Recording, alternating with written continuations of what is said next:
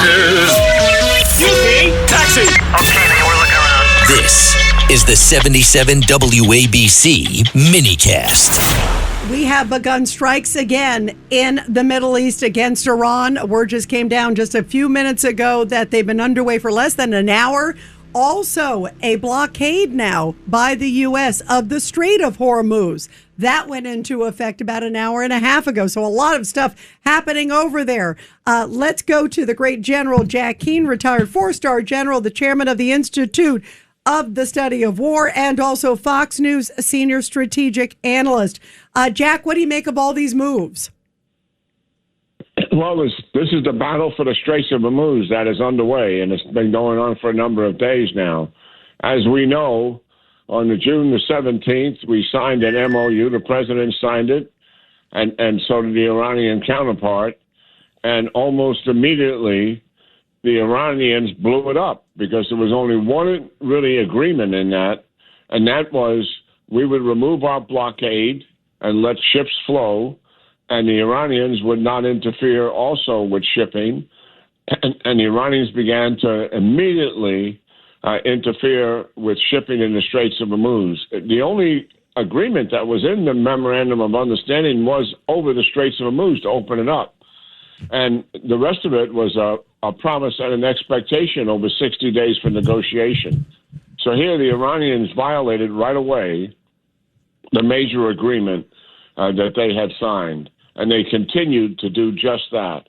So President Trump has ordered Admiral Cooper to open up the Straits of Hormuz, and then today he also ordered a blockade of anything Iranian coming out of the Straits of Hormuz.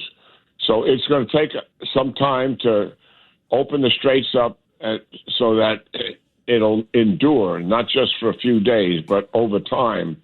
And to do that, John and Rita, what's happening is we're taking down, number one, all of the assets that are in the coastal areas around the Straits to support Iran's interference with the shipping.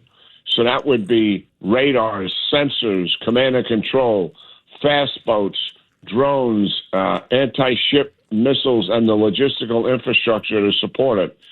That's an initial phase. Also, another part of the operation, and you saw this, the Iranians last night attacked 6 Gulf countries because of our attacks on them in retaliation. Well, we're also taking down the means for them to retaliate by taking out their ballistic missiles and their launch systems and going again and rubbling the entrance to the tunnels where they store so many of those missiles.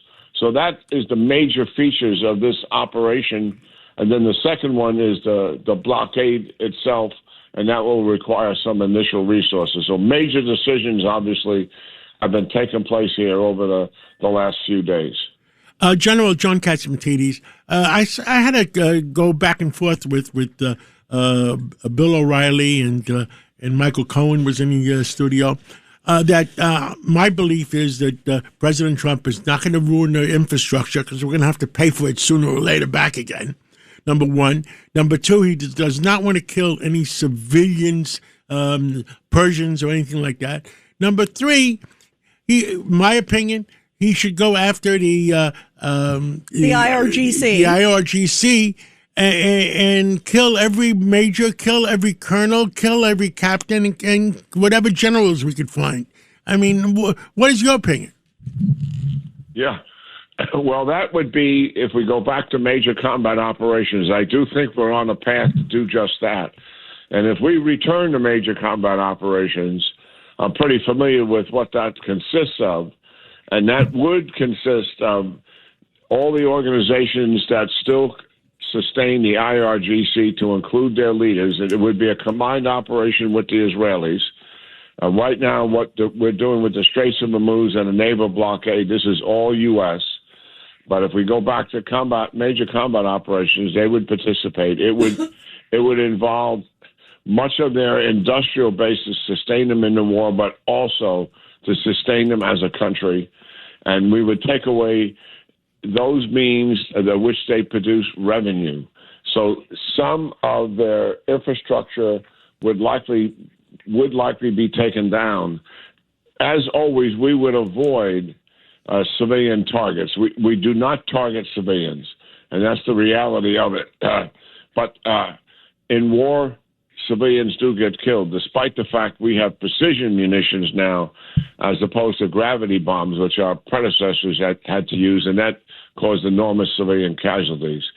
When it comes to Karg Island, where their oil infrastructure is, it's a distribution point to load up tankers there. The president has two options.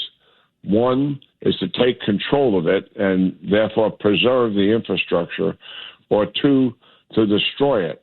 I do think, while he hasn't made a decision, I do think he favors taking control of it. And that may indeed require the placement of some troops on the ground to do that. But we would only do that after major combat operations, all of our assigned targets are completed, to reduce the effectiveness of any retaliation against troops on the ground inside of Iraq, even though it's on an island. Iran, the Iranians would still have some access to it. So that's kind of, I think, where we are. The president hasn't made that decision in terms of major combat operations. We have a speech coming up on Thursday to the American people. He hasn't told us what that's about.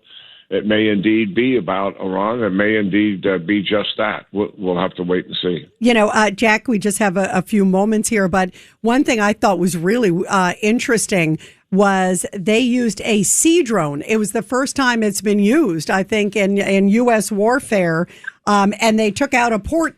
This was in the last few hours. That was pretty amazing. It's a one-way drone, one-way attack drone through the sea. Drone. Yeah, one-way suicide drone. Yeah, it's a good line to use. Exactly. Not one-way suicide. Call them what they are. Yeah, exactly. Suicide one-way drone and a sea drone, which was interesting. It just shows we're sending a message that we got a lot of toys. Maybe they don't realize.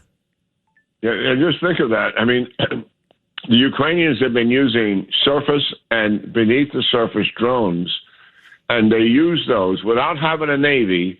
They use those to defeat the Russian Navy in the Black Sea, and they have driven out the entire Russian Navy out of that Black Sea using that very means that we just saw ourselves. Really quite remarkable in terms of the technology, and certainly we have much more of that to use as needed. Well, General, keep us posted. Thank you. Keep us posted, because we're on this every day, and we have to know what the heck is going on, so we could, so our listeners could hear. And General, thank you for everything you do, and God bless you. Thank you, General. Thank you. Great talking to you, Rita and John. Thank you very much. Thank you. You too.